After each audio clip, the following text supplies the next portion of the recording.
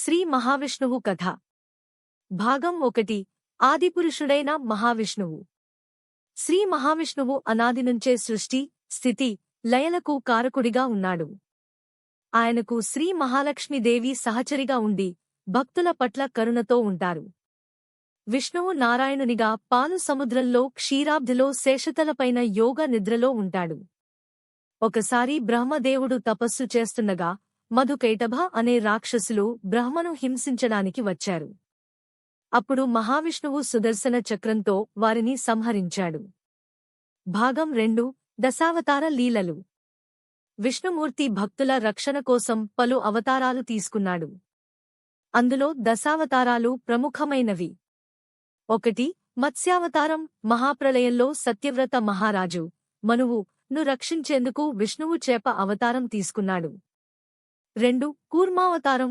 క్షీరసాగర మథనంలో మందరపర్వతం మునిగిపోకుండా తానే కాచుకునే తాబేలు రూపంలో మారాడు.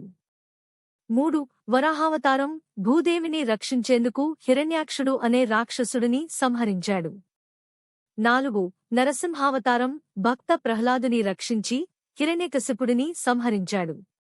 5 వామనావతారం. మహాబలిని మోసగించకుండా ధర్మబద్ధంగా 3 అడుగుల భూమిని అడిగి లోకాలను రక్షించాడు. 6 పరశురామావతారం. క్షత్రియుల గర్వాన్ని నాశనం చేసి ధర్మాన్ని నెలకొల్పాడు. 7 రామావతారం. రావణాసురుడిని సంహరించి శ్రీ సీతా సమేతంగా రామరాజ్యాన్ని స్థాపించాడు. 8 కృష్ణావతారం. కంస, శిశుపాల, దుర్యోధనాది దుష్టులను సంహరించి ధర్మాన్ని కాపాడాడు. 9 బుద్ధావతారం. హింసను నిరోధించి అహింసను ప్రచారం చేశాడు. 10 కల్కి అవతారం. భవిష్యత్తులో కలియుగాంతంలో పాపాన్ని నాశనం చేయనున్నాడు. భాగం 3 మహావిష్ణువు భక్తుల రక్షణ. 1 గజేంద్ర మోక్షం. గజేంద్రుడిని రక్షించి భక్తుడిని ఎలా కాపాడతాడో చూపించాడు.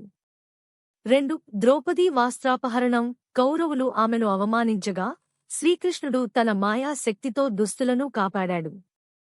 3 మార్కండేయుని రక్షణ. మరణశాసనాన్ని ఎవరూ తప్పించలేరని చెప్పినప్పటికీ విష్ణువు భక్తుడైన మార్కండేయుని కాలభైరవు నుండి రక్షించాడు. భాగం 4 శ్రీ వెంకటేశ్వర స్వామి లీలాకథ.